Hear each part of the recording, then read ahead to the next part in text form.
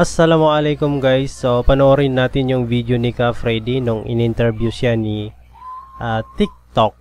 Hindi TikTok yung si Ma'am TikTok, yung YouTube channel niya. So siya yung nag-interview kay Ka Freddy nung buhay pa siya.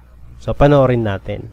Maraming hindi nakakaalam na isa ka ng tama ba yung word na converted? Actually, hindi. Mali daw siya. Because when I was reading the Quran, everyone is born Muslim. Yun yung concept ng God. Because He created us. Tama. He wanted us all to be a Muslim. Tama. But then, kasi nung binaba niya yung mga book at nalaman na ng mga tao na may kanya-kanya ng talino, nag-divide sila, naging sect. Sabi mo kanina, sekta. But His concept is talagang Muslim kayong lahat. Kaya kita mo, pagka nag-convert ka sa ibang religion, bibinyagan ka.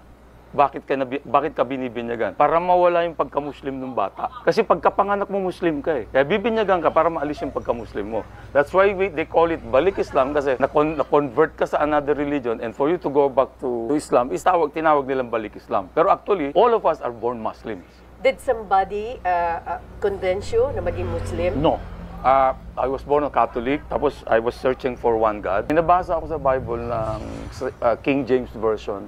May nakalagay doon, kung naguguluhan ka na sa mga kasama mo sa pananampalataya, sabi niya, kung naguguluhan ka na sa mga kasama mo sa pananampalataya, mas mabuti pang iwanan mo sila, pero yung relasyon nating dalawa, sabi niya, ituloy natin. Magmula ngayon, dumiretso ka na lang sa akin. From now on, tayong dalawa na lang mag-usap. So from 1986, up to maging Muslim ako 10 years ago, yun ang religion ko, yung kaming dalawa ng mahal na Allah. I talk to Him. Even up to now, at that I'm already a Muslim. Yung relasyon ko na yon, hindi ko inalis yun. Ang maganda lang ngayon, mas naitama ko yung belief ko with Him. Naitama ko na mas ito pala talaga. Ang pinaka-importante, you are at peace with yourself. But even before, I was always at peace. Kaya nga naghahanap ako Nahanap ko siya But it's also written in the Quran na hahanapin mo talaga siya. Yung tunay na nag-iisang God. Sabi niya, linagay ko lahat sa inyo yan. Sabi niya, na mga nilikha ko, sabi niya, nahahanapin niyo ako. In our DNA, tama. If I'm right, you're allowed to marry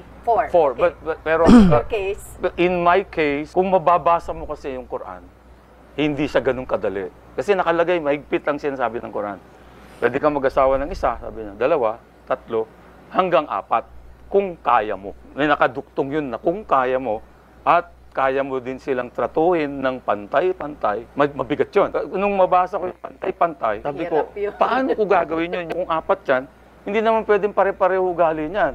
Meron dyan makulit, may nager, merong martir. Magkakaiba talaga. Magkakaiba. So how? Ang tawag ko nga sa mga 4 ang asawa na Muslim, ang tawag ko sa kanila, these are the super Muslim. Kasi kaya mag-asawa ng 4. Dito na misinterpret nung karamihan itong sa Islam is pwede ka mag-asawa ng 4. Pero actually pwede naman talaga. Yun nga lang may kaakibat itong responsibilidad na kailangan na magampanan mo bilang isang ama or bilang asawang lalaki sa lahat ng mga asawa mo. So kung hindi mo kaya yon, maging pantay-pantay, so hindi rin obligado sa iyo na mag-asawa ng 4. Yun. 4 yung isa nga lang na asawa mo, sakit na sa ulo Di ba? Gawin mong 4. Tama. So, pag inaaway ako ni Babe, ni Jovi, sabi niya, siguro mag-aasawa ka mag-aasawa ka ulit. Sabi ko siya, hindi na ako mag-aasawa. Babe, 4 na asawa ko. Sinasabi ko sa kanya. Bakit? Sabi ko, nanay ni Shane, 1. Nanay nila Megan, 2. Si Antoinette kako, na hindi kami nagkaroon ng anak. Dahil nakunan din na ilang beses. Hanggang sa kailangan niya magtrabaho sa Amerika, so kako 3. Pero magkakahiwalay yun, hindi sabay-sabay. Pero 4 pa rin. 1, 2, 3, 4. Tama. Ang sabi siguro ng mahal na Allah, bibigyan kita ng 4 na asawa, Freddy, pero hindi sabay-sabay. Baka masira ulo mo